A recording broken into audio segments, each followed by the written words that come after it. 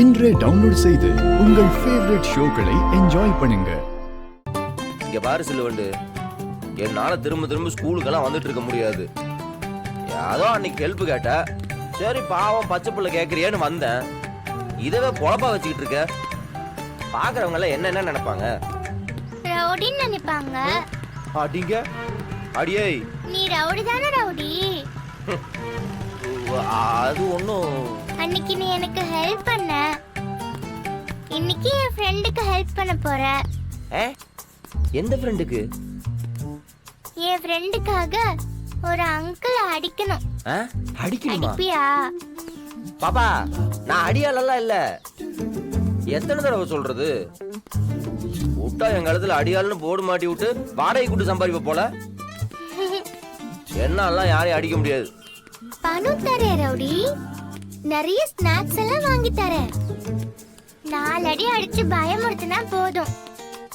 அதெல்லாம் முடியாது, நீ வேற ஆளை வச்சு பாத்துக்க போ. நான் கிளம்புறேன். ரவுடி சொன்னா கேளு ரவுடி. அதெல்லாம் முடியாதா ரவுடி?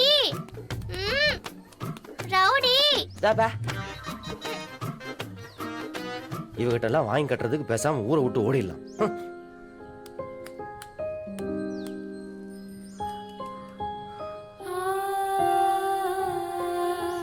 சிவா, என்னாச்சுடா? இன்னைக்குமா?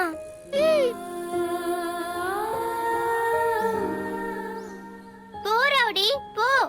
ஒரு நல்ல விஷயத்துக்கு ஹெல்ப் பண்ண கூட உன்னால முடியாது இல்ல? அப்புறம் ஏன் நீனு ரவுடியா இருக்க?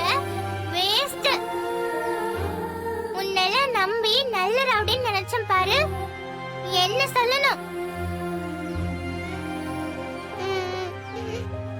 சிவா, அழாதடா. நான் போய் என்னன்னு கேக்குறேன். வேண்டாம் கனி, அவரை குடிச்சிருக்காரு. பாவலடா உங்க அம்மா. ஆமா கனி, டெய்லியும் இன்னைக்கும் 2 நேரம் காலையில அடிக்கிறாரு, நைட்டும் அடிக்கிறாரு. எப்படிலாம் அம்மா அழுதாங்க தெரியுமா?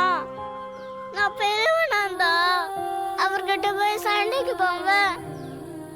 இப்ப நான் அவர்கிட்ட போனாலே காலையில எத்தி உதைக்கிறாரு. சரி விட்ரா.